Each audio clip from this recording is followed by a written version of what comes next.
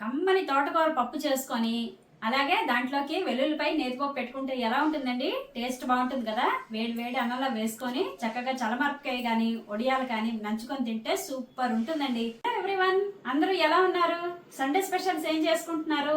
ఈ రోజు నేను మీ ముందుకి మంచి రెసిపీ తోటి వచ్చానండి. అది ఏంటో తెలుసా? మీరు అడిగిన తోటకూర పప్పు తోటి వచ్చాను.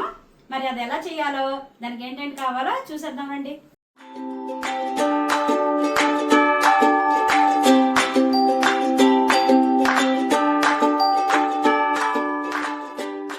నేను ఇక్కడ ఒక టీ గ్లాస్ తోటి కందిపప్పు తీసుకున్నానండి. మీకు ఎక్కువ కావాలనుకుంటే మీరు క్వాంటిటీ పెంచుకోవచ్చు. నాకైతే ఇది సరిపోతుందండి, అందుకని నేను టీ గ్లాస్తో తీసుకున్నాను. అలాగే తోటకూర, చక్కగా లేత తోటకూర తీసుకొచ్చి 2 కట్టలు శుభ్రంగా తరిగి కడిగేసి పెట్టుకున్నానండి. నేను పప్పు శుభ్రంగా కడిగేసానండి. కడిగేసి ఒక పెద్ద గ్లాస్ తోటి నీళ్లు పోసుకున్నాను. ఇప్పుడు మనం ఈ తోటకూర కూడా ఈ పప్పులో వేసేద్దాం.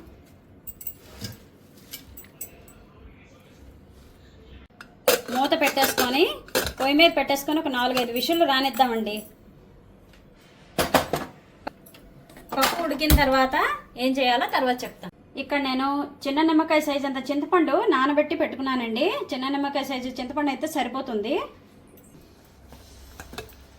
పప్పు చక్కగా ఉడికిపోయిందండి. ఇప్పుడు ఒక్కసారి గరిటెతోటి చక్కగా ఇలా ఎనిపోయండి, మెత్తగా అయిపోతుంది. ఎనిపేసుకున్నాం కదండి. ఇప్పుడు చక్కగాను పోపు పెట్టుకుందాం మనం.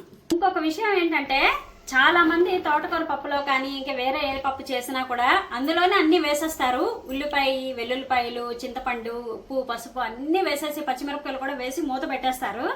అలా కన్నా ఇలా చేసుకొని చూడండి, చాలా టేస్ట్ బాగుంటుంది.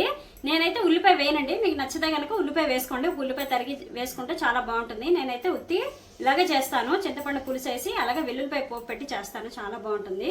పోపు పెట్టుకుందామండి. మరి ఒక 4-5 చెంచాలు నూనె వేసుకోండి. 1/2 టీ స్పూన్ ఆవాలు, 1/2 టీ స్పూన్ మినపప్పు, 1/2 టీ స్పూన్ జీలకర్ర, అలాగే 2 ఎండుమిరపకాయలు ముక్కలు చేసి వేసేసుకోండి. అలాగే ఒక చిటికెడు ఇంగు, నేనైతే ముద్ద ఇంగు వేసుకుంటున్నాను. పొడి ఇంగు ఉంటే వేసుకోండి, అది కూడా బాగానే ఉంటుంది. నేను ఇక్కడ 7-8 వెల్లుల్లి రెబ్బలు తీసుకున్నాను. ఇది శుభ్రంగా ఒక్కసారి ఇలా దంచేయండి. ఒక్కసారి ఇలాగా దంచండి, రసం దిగితేనే బాగుంటుందండి పోపుకి. పోపు వేగిందండి. ఇప్పుడు వెల్లుల్లిపాయలు వేసేద్దాము. ఒక 4-5 పచ్చిమిరపకాయలు ఇలా చీలికల్లా కోసి వేసేయండి. పోపు వేగింది కదండి. ఇప్పుడు మనం చింతపండు గుజ్జు తీసి వేసేసుకుందాం పప్పులోని. పోపులో వేయక్కర్లేదు, పప్పులో వేస్తే సరిపోతుంది. పోపు వేసిన తర్వాత పప్పు మళ్ళీ ఉడకబెడతాం కదా, అది సరిపోతుందండి.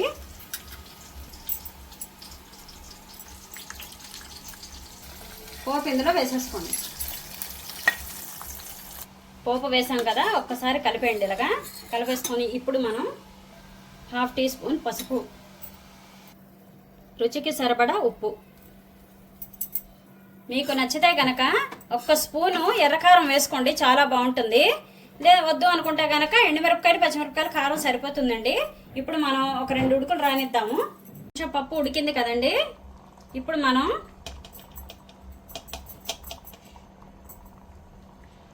కొంచెం నెయ్యి వేసుకోండి. నెయ్యి వేసుకుందాం కదా, ఒకసారి కలిపేద్దాం. ఇప్పుడు ఒకసారి కలిపేద్దామండి. స్టవ్ ఆఫ్ చేసేసుకుందాం. పప్పు అయిపోయింది. గుమగుమలాడే తోటకూర పప్పు మీరు అడిగిన రెసిపీ తయారైపోయిందండి.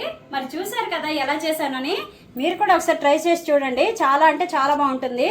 మరి వీడియో కనుక మీకు నచ్చినట్లయితే నా ఛానల్కి లైక్ చేయండి, షేర్ చేయండి, సబ్స్క్రైబ్ చేసుకోండి. మరిన్ని వీడియోల కోసం నా ఛానల్ని ఫాలో అవ్వండి. అలాగే ప్లీజ్ సపోర్ట్ చేయండి.